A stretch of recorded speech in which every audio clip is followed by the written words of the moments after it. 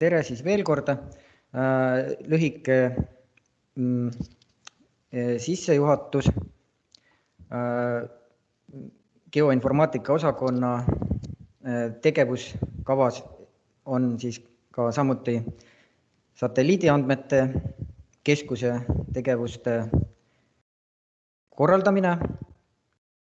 Ja kui siin nüüd varasemad kõnelejad rääkisid vektorandmetest, täpsetest andmetest, planeeringuandmetest, siis satelliidiandmed Maa-ametis, need on eeskätt seotud suurte maa-alade seisundist teadlik olemise ja seisundi korraldamisega.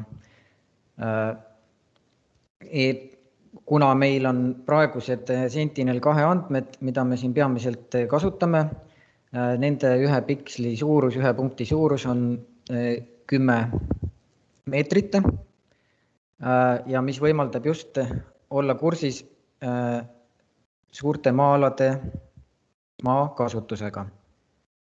Ja Maa-ameti juurde asutatigi EstHub, riiklik satelliitandmete keskus, veidike rohkem kui 2 aastat tagasi.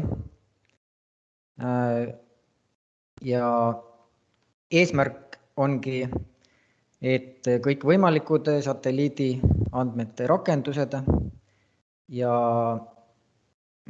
huvirühmad ja tegevused ja prototüübid koondada neid vajadusi ning luua ja pakkuda lahendusi.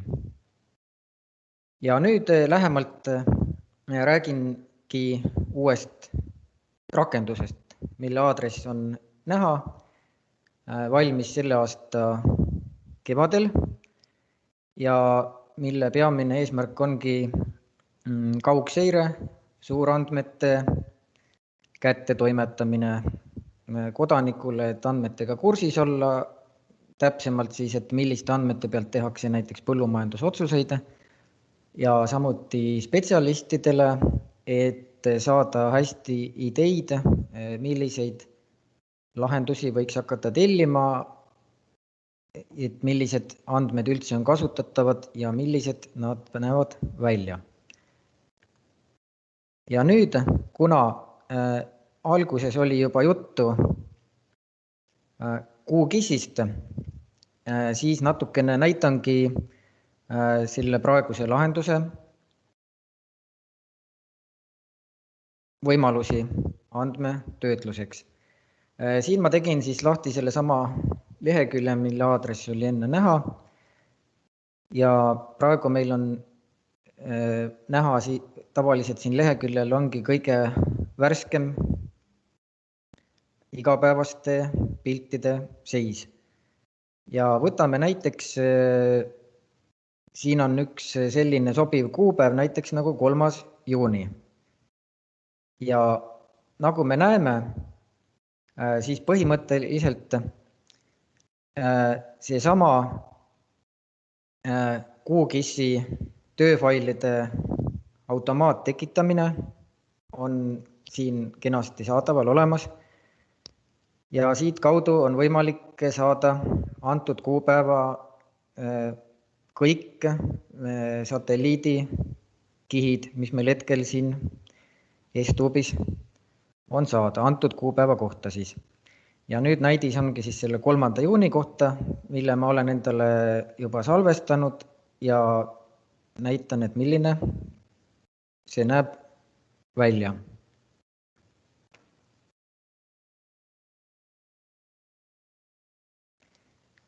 Nii, ja siin on nüüd selline lugu, et 3. juuni pilt on mul võetud Tallinna kohta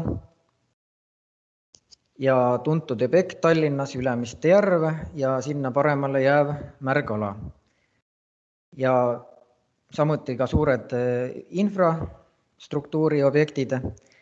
Ja põhimõtteliselt praegu olen ma siin QGIS-is võtnud siis 2 kuupäeva tööfailid, mis on siis Satilau leheküljelt alla laetavad.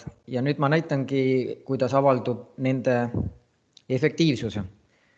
Siin on praeguse aasta suvi juunikuu ja eelmise aasta oma. Ja niimoodi nagu oleks satelliidi pealt tavalise fotoaparaadiga võetud pilte. Selline kiire võrdlus on meil momendil näha. Ja näiteks me näemegi, et Ülemiste järvest idasuunas on taas uus tükk maad võetud kasutusele infrastruktuuri objekt 1 aastaga vahepeal lisandunud. Ja kihtide kohta minu näidised on küll kuukissis, aga samamoodi VMS teenustega saab neid ka muudesse tarkvaradesse. Idee on ikka sama, et olekski võimalik võrrelda 2 kuupäeva seisu. Ja praegu ma vaatasin nüüd harilikke värve, aga nüüd näiteks võtame taimkatet iseloomustava indeksi, mis eristabki veekogusid, metsi, lagedaid alasid, mis on taimestikuga ja põlde. Ja nüüd, kui ma võrdlen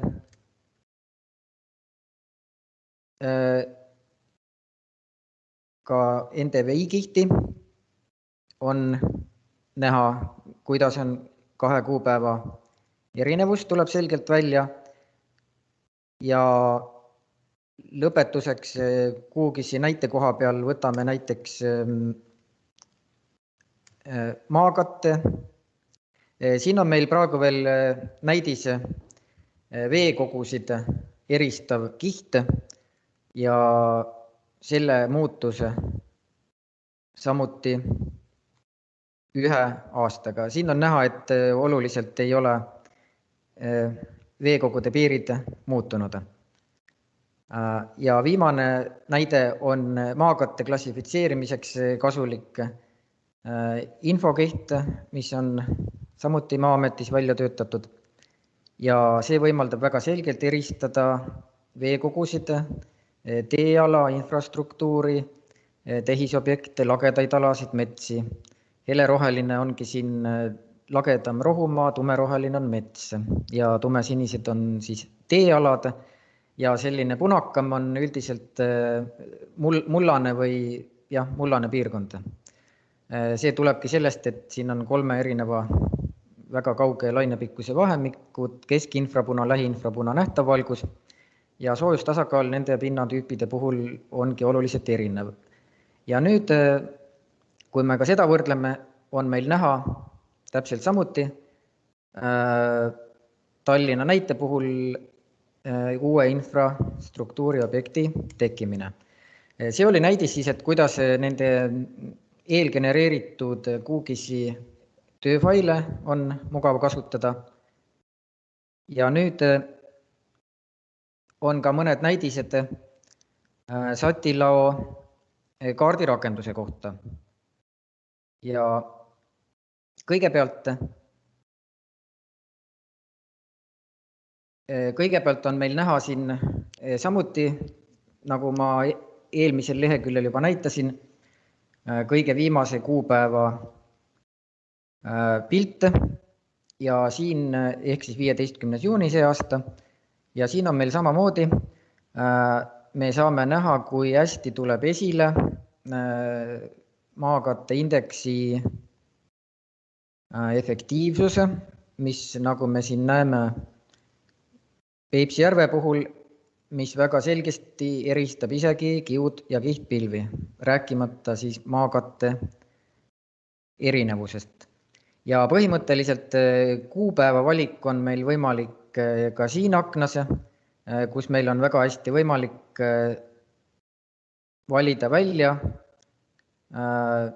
selge ilmaga kuupäevi. Ja samuti on meil ka siin võimalik kõiki neid võimalikke kaardikihte omavahel võrrelda. Ja millest ja samuti taimkattekihte.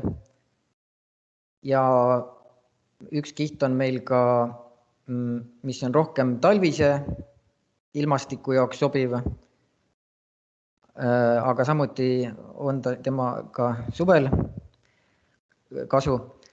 Ja siis on meil üks Maa-ameti varasemast võetud välja töötatud, mis on nüüd metsanduslik ortofoto, selle värviskeem ja see on samuti meil rakendatud siin sentinelide puhul, kes on selle kihiga juba tuttav varasemast.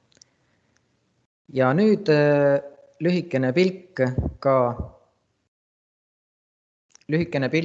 Satilao järgmise päeva võimalustesse, mis on just äsja saanud valmis. Ja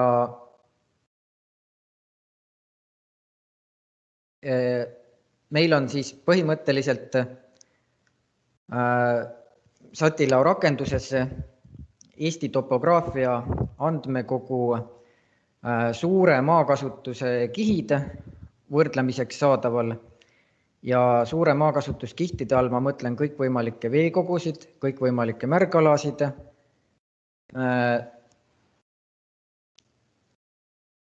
Ja näiteks hetkel ongi meil näha siin veekogude näide, mis on siis Soodla veehoidla. Ja joontega on meil siin praegu näha kraavid ja nähtav on meil siin NDVI indeks, mis ühtlasi näitab ka veepinna selgust. Ja pildi peal on meil aasta 2015 august ja täpselt sama augusti kuupäev me saame nüüd võrrelda aastaga 2020. Ja me näeme, kuidas 5 aastaga on olulised veepinna muutused ja rakendusteks väga hea võimalus, põhjus teostada lähemaid uuringuid või korraldada välitöö. See oli praegu siin veekogude näide. Nüüd järgmine näide on meil märgalade näide. Ja siin on samuti topograafia andmekogu kõikvõimalike märgalade kiht ja see kiht on põhimõtteliselt meil kaardil ongi nähtav ainult värviliselt see piirkond, mis on märgala. Ja siin ma olen valinud näidiseks lõuna pool Lahemaa rahvusparki on meil Laukasoo ja nagu me hästi teame, mõned aastad tagasi toimus selle soopiirkonna taastamine, kuna see oli liiga kuivaks ja metsaalaks muutunud ja taastamine nägi välja, et vabatahtliku töö käigus suleti kraave. Ja nüüd, nagu me siin näeme ka veekogude kihina, muutused 5 aasta jooksul on selgelt näha, kuidas tõepoolest Laukasoo keskosas, kuidas on veetase kasvanud ja mis oligi selle protsessi soovitud tulemus. Ja terav silm märkab ka kaardil neid suletud baarikraavi, tänu millele veetase sai tõusta. Nii et selline ulatuslik maakasutuse projekteerimistöö ja võimalus kiirelt Satilao vahendusel näha tulemusi. Kuigi ma olen siin valinud välja 5 aasta võrdluse, siin saab valida mis tahes vahepealse aja ja vaadata, kuidas see veetase oli sellel hetkel, aga põhimõtteliselt tegevus ise toimuski mõned aastad tagasi, nii et täpselt selle võrdlusperioodi keskel ja nagu me nägime, on erinevus märgata. Ja nüüd on meil näide seesama Laukasoo piirkond ja siin on topograafia andmekogu. Siin on meil nähtavad kõik veestikukihid, kraavid ja jõed. Keskel vasakul on Loobu jõgi ja põhimõtteliselt ka veekogu kihi puhul, kui me võrdleme 5 aastat, me näeme, kuidas tõepoolest ka veekogude piires Laukasoo keskel on veetase tõusnud. Ja kuidas ka need kraavid, mis varasemalt olid kuivendamiseks mõeldud, et kuidas need on muutunud kuivemaks. Ja samuti ka nagu on meil klassikalises praegu kättesaadavas Satilao lahenduses, meil on siin nimede kiht ka võimalik juurde võtta abiks. Ja nüüd viimane suure maakasutuse näide on meil Peipsijärve loode osas, kus me oleme võtnud võrdlusesse 19. aasta suvi ja 20. aasta suvi. Ja see teema nüüd läheb täpselt kokku eile toimunud keskkonnavaldkonna arengukava avakoosolekuga.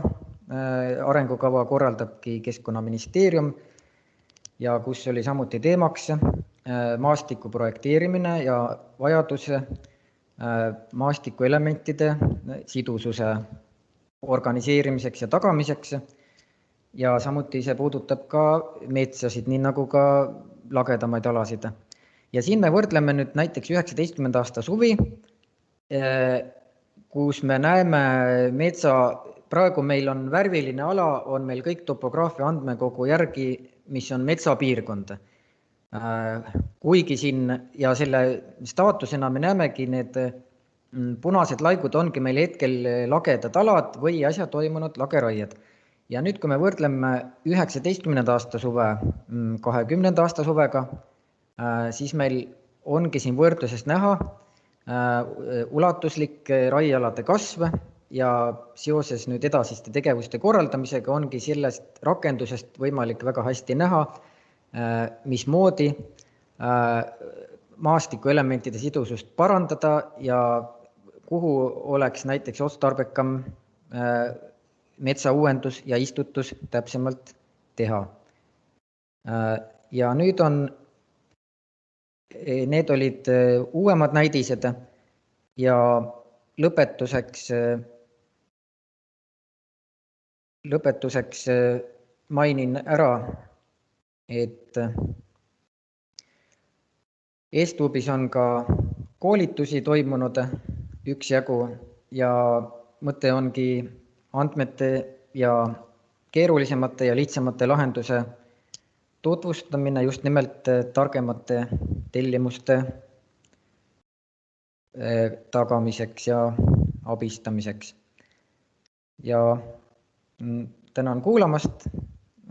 Kui on küsimusi, võib pöörduda Maa-ametisse. Aitäh!